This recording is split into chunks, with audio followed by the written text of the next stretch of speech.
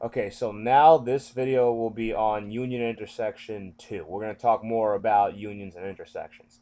Now, here we have I equals 1 and then going to infinity. It's very similar to summation notation. We're basically taking the union of n sets, consecutive n sets. So, and here's the intersection of that, where it's like an intersection of n sets. I figure this might be just something to throw out there because why not take intersections of n sets or unions of n sets? So it just seems like a logical video to make because it may not have been completely obvious that you could take just seemingly n intersections of however many sets. Okay, so here we have A1 is union with A2 and then all the way down to AN. Now I realize I'm not being totally completely formal because I'm not talking about index sets and things like that. But I figure I'll say that for a later video and then come back to this concept. So, we're just trying to get an intuitive sense for taking unions. It's consecutive unions and intersections.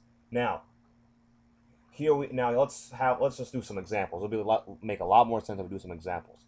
Now here we have 4, 7, and 1 for A1, and then set A2 is just 1, and then if we move there you go, and that's just 7 for A3. And what if we wanted to take the three consecutive unions of these sets? I is how what sets, what number of sets there are. Kind of like when you take the summation of some numbers. Like if we have the sum from I equals 1 to 3, and we have x squared. We're gonna get let's see, we're gonna get 1 squared plus 2 squared plus 3 squared, and so we're gonna get 1 plus 4 plus 9, and we'll end up getting 14. It's sort of like that, but with union, which is just, again, we know how to do union. It's just all the terms in one set and all the terms in other set without repeating. So 4 and 7 are the only ones that constant when we take a union of all three of these sets. Now, what about the intersection?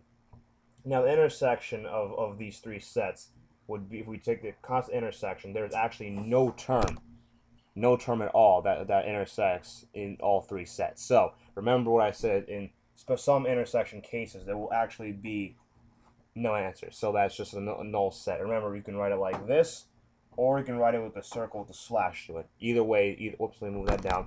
Either way is fine. Now, this is not completely formal. I probably should have maybe said things a little more formal, but I just want to introduce the idea that you can take, multiple unions, multiple intersections, and then we'll talk more about, formalities as later. Next video, we'll talk about the continuum hypothesis a little bit and what that's all about. That's all. I guess that's all for this one. Just you can take many unions, many intersections. That's the general idea of this video without going to the formalities, because it can get pretty technical. Okay, I guess that's it for now. See you guys later.